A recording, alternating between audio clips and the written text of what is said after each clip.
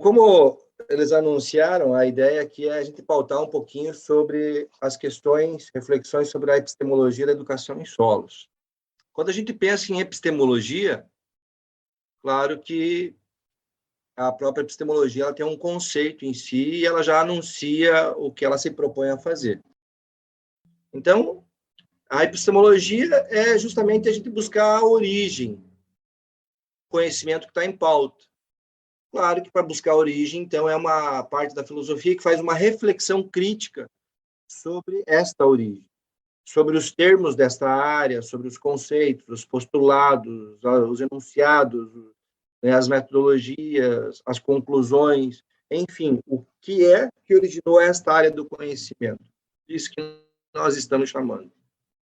Que, nesse caso, nosso objeto de estudo aqui é a educação em solo. Claro que, ao falar educação em solos, nós temos que entender ela já, para fazer um estudo epistemológico, temos que entender ela como uma ciência, senão ela está dentro de uma outra área do conhecimento. Por isso que a nossa briga aqui de transformar, primeiro, reconhecer que a educação em solos é uma área do conhecimento, e quem sabe um dia a gente ter aí condições de reafirmar ela como uma ciência, né? Que a ideia não é mais uma coisa. A ideia é que a gente possa dialogar sobre isso, é uma inclinação dos sujeitos. Então, quando um sujeito ele se apropria de uma área do conhecimento, de uma ciência, não é porque ele ignora outras, ele faz uma inclinação individual. Então, nós estamos nos inclinando aqui, o individual nem sempre é um indivíduo, né? É um grupo maior, menor. Então, nós estamos nos inclinando na educação em solos, nesta área do conhecimento, estamos tentando entender o que esta área do conhecimento produziu até agora. Então, eu vou aqui usar algumas provocações para a gente tentar entrar nesse viés. Sinto muito se a ideia era que tivesse conceitos, ou a ideia dos conceitos foi a Fábio que trouxe, a ideia do processo histórico foi o Marcelo, e eu trago a provocativa dessa origem. Uma provocação inicial. Se nós tivéssemos que eleger os maiores triunfos da nossa área do conhecimento, educação em solos, quais seriam esses grandes feitos? O que a gente poderia eleger que a gente realmente tem de grandioso na educação em solos? O que é que a gente tem? Que conhecimentos são esses? O que é isso? Para a gente começar a pensar como é que isso se originou, como é que isso aconteceu. Vou tentar entender isso na sequência aqui. Vocês me desculpem se parece muito filosófico, mas é isso. O solo é só um conceito. Então, a gente sempre está buscando um conceito para aquela área, para aquele termo. A gente provocou, a semana passada, a gente pensar sobre os termos e conceitos, e a gente viu que deu um furacão no meio da fala aí. Por quê? Porque a gente costuma adotar um conceito e quando vem um outro, a gente nega o outro e quando a gente abandona um, já não pega mais e vai para o outro. E esse trabalho do Sr. Hartemink, ele nos ajuda bastante a pensar sobre isso. O Sr. Hartemink, ele, em 2016, publica um artigo onde ele traz 81 definições do conceito solos. Ele inicia lá em 1800, vem selecionando livros, artigos, revistas, e ele traz 81 definições do conceito solo. Então, veja como é difícil a gente pensar em só um conceito. Dessas 81, nenhuma delas é conceito brasileiro. Então, ou seja, o cara achou 81 e não encontrou os nossos ainda. A gente pode dizer, a gente está contemplado num outro conceito, de outra pessoa, de outra realidade. A gente pode estar contemplado. Mas também a gente pode não estar contemplado. Então, enfim. Então, é muito difícil você trazer um conceito ou buscar a origem de um conceito. Mas vamos tentar, então. Então, falando que é muito difícil desmistificar a origem de um conceito, de uma área, principalmente. Então, qual que é a nossa intenção de pauta aqui nesta fala, quando a gente está tentando provocar aqui um pensamento da epistemologia da educação em solos? Então, a ideia é que a gente paute o conhecimento de educação em solos como um objeto investigativo, que a gente investigue a educação em solos.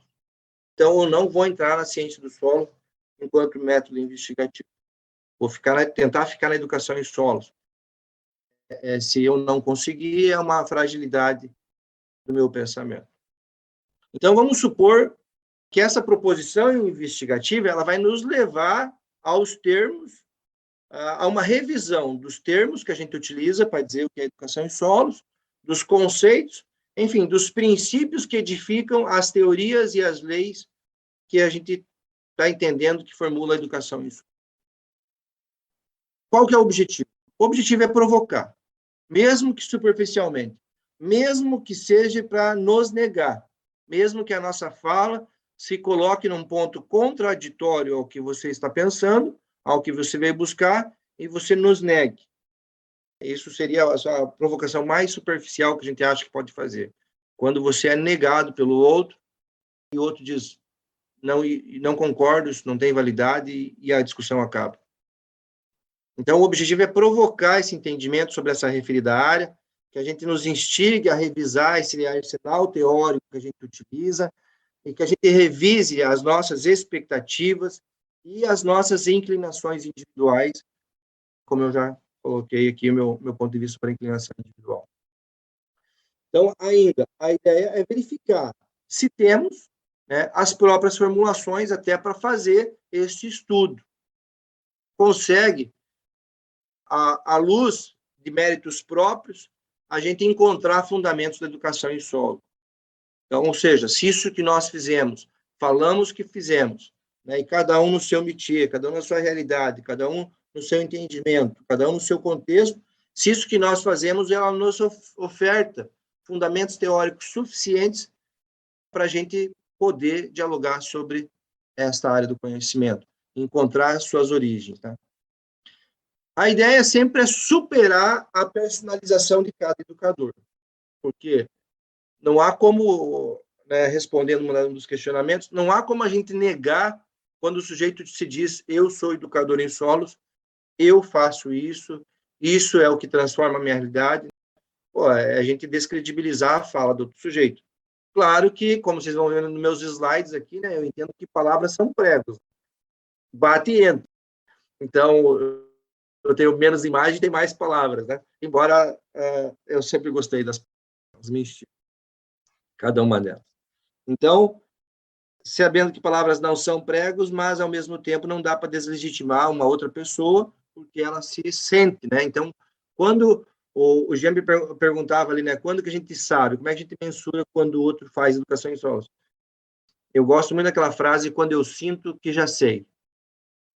Então, não tem como tu mensurar o outro, mas tem como se mensurar. Quando eu sinto que já sei, quando eu sinto que já faço. Para a gente poder avançar na construção desta área, entender como ela funciona. E ainda compreender que esse processo de diálogo, que é urgentemente necessário e adequado, ele também é temporário, como, de fato, toda a construção do conhecimento deve ser. Então, isso que nós apresentamos, ela realmente é uma provocativa temporária, ele é um recorte temporal. Então, essas reflexões, elas não são definitivas, pelo contrário, ela tende a atender aquilo que eu falava, né? É uma provocação inicial, mesmo que superficial. Mas isso é uma publicação que a gente publicou em 2018, está ali embaixo a referência.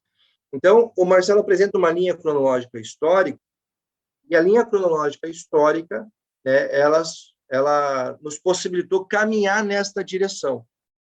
Então, caminhar nessa direção não significa ter este entendimento.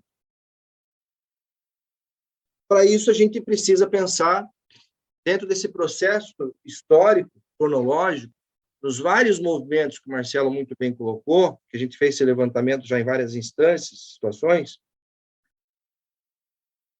um dos questionamentos que eu faço sempre é que processos cognitivos, o que eles pensam, fazem os sujeitos ao iniciarem a construção do conhecimento em educação em solos.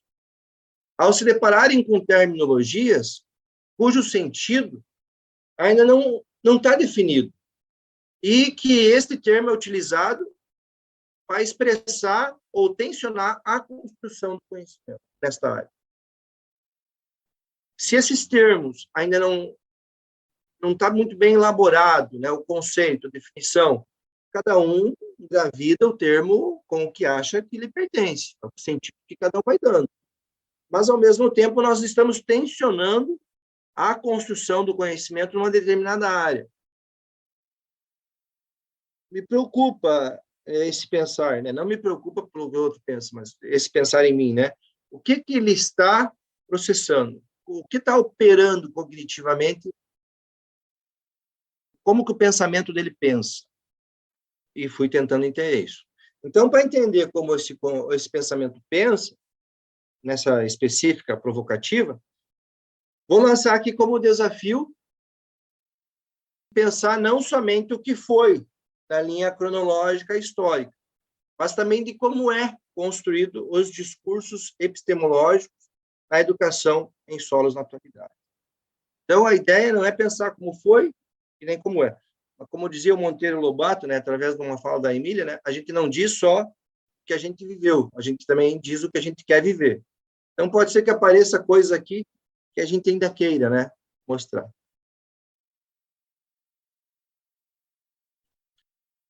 Como que eu estou pensando nesta linha cronológica, para a gente dizer como que é, né?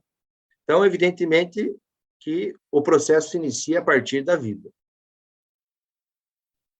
Parece óbvio, né? A vida dentro de uma linha cronológica histórica. Tá, tudo bem. Então, assim, tem uma linha cronológica histórica relacionada ao nosso tempo de vida, né? Então, como é que a gente vai se colocando nesse mundo, né? Então, a gente vai construindo conhecimento. Então, a princípio, a ideia inicial é essa, que a gente inicia um processo de construção do conhecimento. E essa construção do conhecimento, ela ocorre numa linha temporal. E a gente tende a pensar que essa construção do conhecimento, ela inicia do simples para o complexo. A gente vai construindo conhecimentos básicos, vai, né, tramando eles em outros conhecimentos, em outras áreas, e vai complexando. Então, eu tentei representar graficamente. Peço desculpa se ele não representar, mas a ideia era a gente poder dizer exatamente isso, né? Que a gente vai começando de uma forma básica, se aproximando dos termos, dos conceitos, das áreas, das pessoas, dos lugares, e vai tentando construir um conhecimento e complexar isso e tramar isso por outros viés. Como é que isso começa, né, na educação em solos? Bom, primeiramente, a gente é induzido. Como eu disse, tentar não pegar exemplos da ciência do solo, porque eu não quero entrar nesse, né, já quero ficar na educação em solos. A gente é induzido a observar um fato, por exemplo. A gente se coloca num processo, alguém diz, o que você está vendo? O que você está observando? O que você está ouvindo? Então, a gente começa a ser induzido e esses fatos são adquiridos pela observação. A partir disso, a gente deduz alguma coisa. A partir dessas observações, a gente deduz alguma coisa. Essas deduções, elas já estão atreladas sobre uma teoria ou leis. Então, a pessoa nos coloca num processo, diz o que você está observando, e a gente vai olhar os fatos que estão acontecendo, e vamos adquirindo e vamos fazendo deduções, e essas deduções, elas respondem, elas estão na relação direta com uma teoria. E essa teoria é consolidada através das explicações e perguntas. Então, nós vamos explicar isso que nós estamos deduzindo. Essas explicações, elas estão relacionadas direto com a teoria, que, no meu entendimento, já veio posta antes. Então, ou seja, nós promovemos processos de educação em solos, e esse processo de educação em solos que nós promovemos é a teoria que nós compreendemos que deve ser promovida. O sujeito, ao se inserir nesse processo, a gente induz ele a observar fatos e ele tira deduções que vai explicar a teoria ao qual nós promovemos. Então, ou seja, é meio que uma ação entre amigos. E qual é a conclusão disso? Que a gente entende aí como o processo da construção do conhecimento, a origem, né? Estamos tentando falar da origem, como que se origina esse conhecimento. Entende que essa ciência, entende a ciência da educação em solos, como linear, contínua, progressiva e cumulativa. Provoca um entendimento de que o conhecimento tende a aumentar com o tempo. A gente vai entender que, se a gente fizer mais isso, mais aquilo, provoca um pensar. Se a gente observar no início do gráfico, questão simples, e se a gente olhar no final a questão complexa, só a questão visual gera um entendimento quantitativo. Nós tínhamos pouco conhecimento no início, e no final nós temos muito conhecimento. Isso contradiz a um princípio freiriano, que ninguém sabe mais e ninguém sabe menos. Existem saberes diferentes. Então, se esse princípio freiriano está correto, longe de mim questionar o Freire, né, no sentido de negá-lo, mas eu sempre questiono no sentido de entendê-lo, então eu vou dizer, se isso está correto, se ninguém sabe mais e ninguém sabe menos, então nós não sabíamos menos no começo e não sabemos mais no final. Então, eu vou ter que entender que isso não é o processo ao qual a educação em solo está inserida. Ou seja, fazer mais educação em solos não significa fazer mais educação em solos. Significa fazer educação em solos de um outro jeito, com outro viés. Por isso que a gente considera as falas das pessoas, os sentidos das pessoas. Por isso que quando as pessoas dizem mudou meu jeito, mudou meu pensamento, a gente assume isso como processo transformativo, porque é uma ruptura frágil, talvez, mas, como eu dizia o Thomas Kuhn, é o início de uma crise no pensar. E ruptura não é um processo que se quebra, que se rasga. Ruptura é processual, é movimento. Thomas Kuhn vai dizer, olha, a gente precisa provocar crises, né? E as crises, ou esse acúmulo de crises no pensar, ele chama de crises, né? O Edgar Morin também usa muito a palavra crise e usa movimentos crísticos. E então a gente precisa criar crises no pensamento. E essas crises de pensamento vão nos ajudar a fazer a ruptura do pensamento. Se isso não acontecesse, a gente continuaria com o Tales do Mileto, lá de anos 600, provando que a Terra é plana. Então, seja, 2.200 anos depois, lá para o ano de 1600, Galileu vai dizer, olha, a Terra é redonda. E a gente faz uma ruptura. Mas olha quanta crise gerou nessas afirmações. Então, quer dizer, as crises e as rupturas, elas são processuais. Então, por isso que nós temos que ter esse entendimento que, às vezes, a gente vai confrontar algo e a gente vai romper e a gente tem que abandonar toda uma teoria antiga, todo um conhecimento que a gente tinha acumulado, vamos supor, e dizer, não era isso, o caminho é outro. Então, eu costumo pensar, às vezes, que eu, Marcelo, a Fábio, nós estamos andando no pântano. Um bota o pé e diz aqui, está firme o chão. E logo depois o outro bota o pé e para frente e afunda. Né? E a gente vai se ajudando, se segurando na mão do outro e vamos caminhando. Mas o Steven Pinker ele faz uma frase muito, muito, muito interessante que eu uso muito. Se a gente preza pela razão, se a gente preza pelo bom convívio, pela construção do conhecimento, a gente tem que pautar a ideia do pensamento e não a personalidade do pensador. Então, às vezes, a gente renuncia à construção do conhecimento que não compactua com o jeito de uma pessoa ou de outra, ou o que algum está fazendo, o que outro está fazendo. A ideia sempre é o que deve nos motivar. Então, a gente precisa tentar entender que ideias são essas. Né? E, para isso, eu vou trazer a contribuição do Boaventura de Souza Santos. São duas contribuições aí. O Boaventura de Souza Santos ele vai nos dizer: das coisas do passado só nos interessa o que há nelas de futuro. E o que há nelas de futuro não é necessariamente o que de mais óbvio delas se prolonga no presente, mas sim as ideias que lhe conferiram credibilidade e as formas de mobilização nas quais soube se traduzir. Eu quis escrever isso para que a gente olhe muito bem para essas palavras, que elas não são pregos, mas que a gente tenta entender que mais importante que aquilo que a gente faz, e aquilo que deu resultado, é a ideia que ela tentava promover. Porque senão a gente fica em coisas óbvias. Óbvio que quando se pensou a escola, pensou-se em reunir pessoas para dialogar sobre alguma coisa, sobre construir um conhecimento que poderia contribuir para aquele grupo, né, para aquela sociedade, para aquela realidade. Hoje, esta ideia não é tão óbvia. Mas o que é óbvio na escola? É óbvio as carteiras, é óbvio as cadeiras, é óbvio um sentado atrás do outro, né, o processo disciplinar. Então, isso é óbvio. E a gente acaba perdendo a ideia que lhe conferiu credibilidade.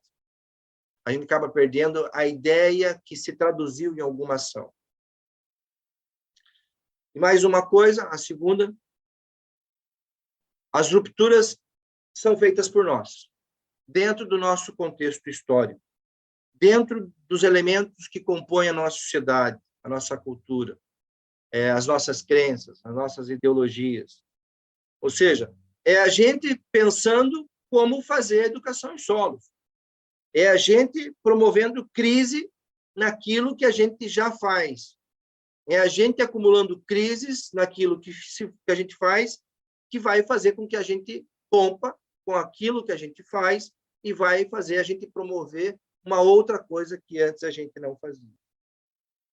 Eu vi alguém dizendo aí que uma andorinha só não faz verão. Eu compactuo da ideia que o verão acontece com ou sem andorinha. A educação em solos acontece com ou nós fazendo alguma coisa.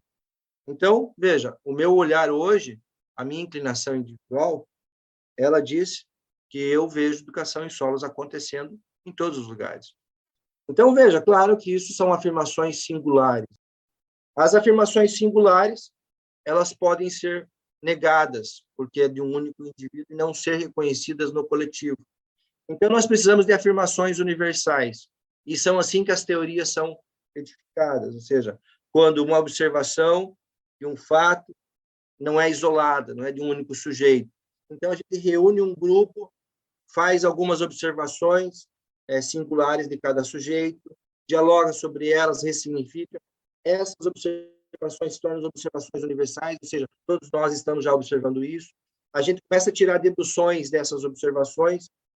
Essas deduções, então, vão promover que a gente construa, elabore os fundamentos, as metodologias desta teoria que a gente está chamando de educação em solos. É claro que quando se coloca os saberes étnicos e os saberes acadêmicos, a gente tem que entender que a educação em solos não é um processo de escolarização.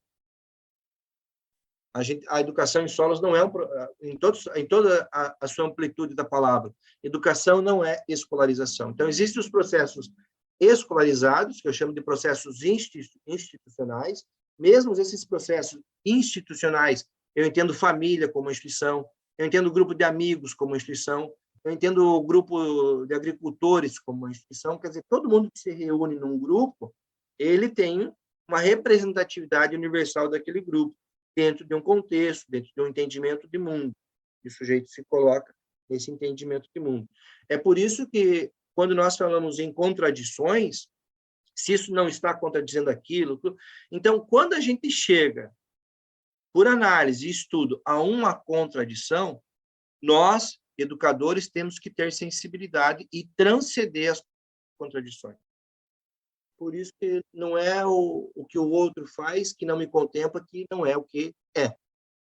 Aquilo que o outro faz, educação em solos, mesmo que seja que eu olhe e diga isso é ensino, mas é eu dizendo que isso é ensino, e ele diga isso é educação em solos também. Ambos estão corretos, né? Porque na contradição a gente negaria um, né? E quando a gente transcende, os dois estão em processos de transformação. Isso que o Marcelo falava lá atrás, né?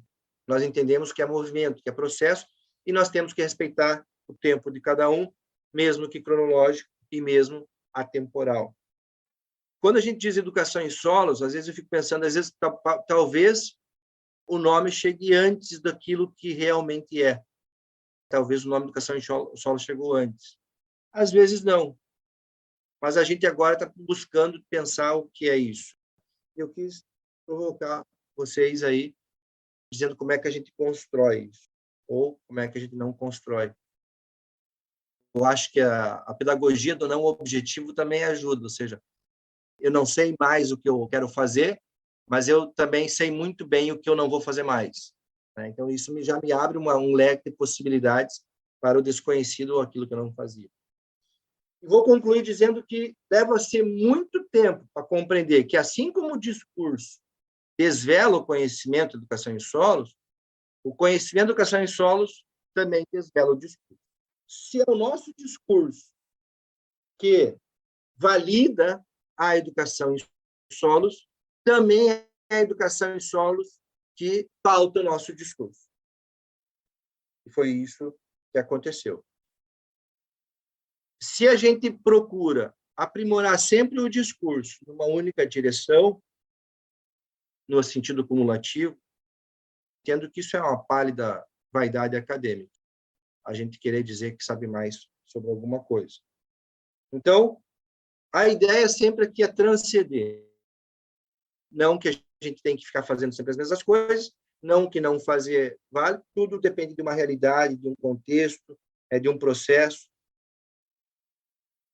E, por fim, que a gente possa ousar entender. Ousar entender que nós aprendemos uns com os outros, mediatizados pelo mundo. Ninguém educa ninguém, ninguém educa a si mesmo. Nos educamos uns aos outros, mediatizados pelo mundo. E, ainda Freire, que não há saber mais. Nós não sabemos mais. Nós temos nos debruçado sobre isso com muita dificuldade, com muita fragilidade.